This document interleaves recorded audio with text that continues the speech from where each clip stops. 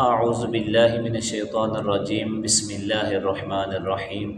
السلام علیکم ناظرین، آپ دیکھ رہے ہیں آئی ڈی ٹی وی، اور میں آج آپ حضرات کے سامنے حاضر ہوا ہوں ایک تذکرہ لے کر اللہ کے ایک بڑے ہی پیارے نبی حضرت شمویل علیہ السلام کا۔ سب سے پہلے ہم بات کریں گے حضرت شمویل علیہ السلام کے نسب کے متعلق کہ آپ علیہ الصلاۃ والسلام کا نسب کن انبیاء کرام علیہ الصلاۃ والسلام سے جا کر ملتا ہے۔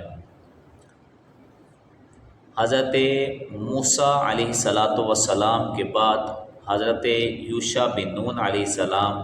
ان کے بعد کالب، پھر حضرت حزقیل، پھر حضرت الیاس، پھر حضرت الیسع علیہ السلام، اور پھر حضرت شمویل علیہ السلام مبعوث ہوئے۔ جب بنی اسرائیل پر ان کے دشمن جالوت کی قوم عمالقہ کے لوگ غلبہ کر گئے،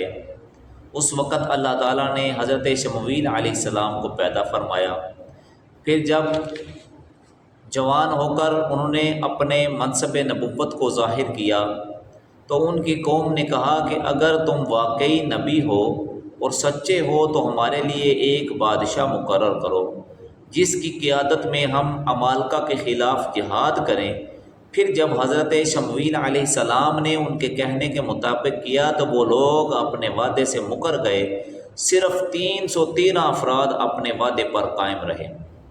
حضرت شمویل علیہ السلام نے جب اپنی قوم کو بتایا کہ اللہ تعالیٰ نے بادشاہت کے لیے طالوت کا انتخاب فرمایا ہے تو آپ علیہ السلام کی قوم اس فیصلہ پر اعتراض کرنے لگی۔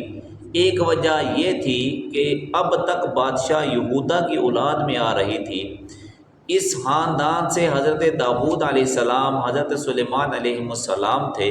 اور چونکہ طالوت اس قبیلے سے نہ تھا۔ دوسری وجہ یہ بھی تھی کہ طالوت مالی طور پر ان سے کم درجہ تھا، اس لیے قوم نے اسے بادشاہ ماننے سے انکار کر دیا۔ حضرت شمویل علیہ السلام نے قوم کو سمجھایا کہ بادشاہ کے لیے علم اور جسمانی قوت کا زیادہ ہونا ضروری ہے، اور ان دونوں چیزوں میں طالوت تم پر حاوی ہے، اس لیے اللہ تعالیٰ نے اسے بادشاہت کا مستحق قرار دیا ہے اور اسے تمہاری قیادت کے لیے منتخب فرمایا ہے۔ چنانچہ تمہیں اس پر معترض نہیں ہونا چاہیے کہ وہ جسے چاہے بادشاہت عطا فرمائے۔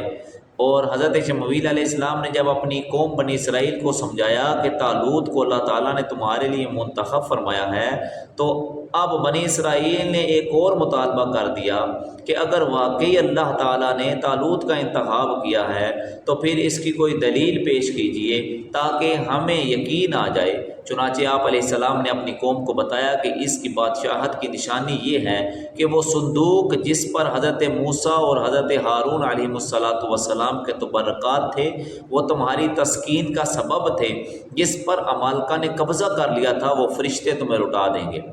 چنانچہ جب فرشتے اس صندوق کو اٹھا کر لے آئے تو بنی اسرائیل کو اطمینان ہو گیا کہ حضرت موسیٰ اور ہارون علیہ السلام کے ان تبرکات کے سبب اب یقیناً انہیں فتح حاصل ہوگی۔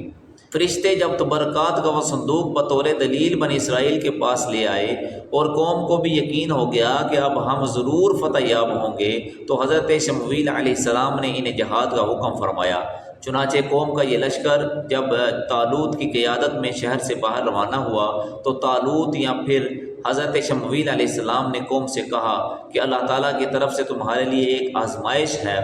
آزمائش یہ ہے کہ ایک نہر ابھی تمہیں ملے گی، تمہیں اس نہر سے پانی نہیں پینا۔ تم میں سے جس نے پانی نہیں پیا وہ میرے دین پر قائم ہوگا، اور جس نے پانی پی لیا وہ میرے دین پر نہ رہے گا، البتہ چلو بھر پانی پینے کی اجازت ہے۔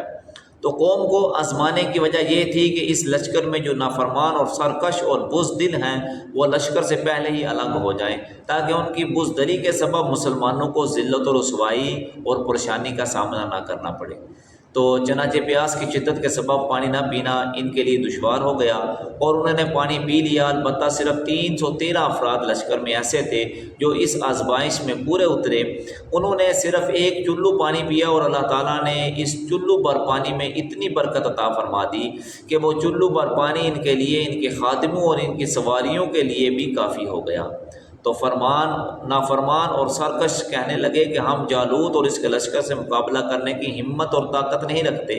جبکہ باقی فرما بردار اس امتحان میں کامیابی کے سبب جہاد کی قوت اور طاقت اپنے اندر پانے لگے، اور اس یقین کامل کے ساتھ وہ جہاد کے لیے روانہ ہوئے کہ اللہ تعالیٰ کی مدد شامل حال ہو تو تھوڑی جماعتیں بھی بڑی جماعتوں پر غالب آ جاتی ہیں اور ہم ضرور کامیاب و کامران ہوں گے۔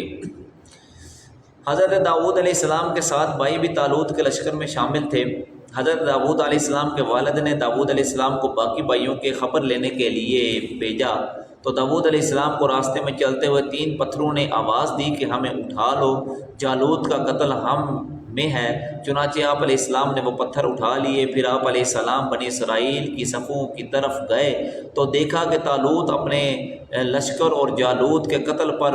اپنے لشکر کو ابھار رہا ہے، تو آپ علیہ السلام نے فرمایا کہ جو جالوت کو قتل کرے تم اس سے کیا سلوک کرو گے؟ تو طالوت نے کہا کہ اسے اپنی بیٹی کا نکاح میں کر دوں گا اور آدھی بادشاہی بھی اسے دے دوں گا۔ تو داؤد علیہ السلام نے ایک پتھر جالوت کے سینے پر مارا جس سے وہ مر گیا۔ آپ علیہ السلام نے کئی اور لوگوں کو بھی قتل کیا جس کے سبب جالوت کے لشکر کو شکست اور طالوت کے لشکر کو فتح اور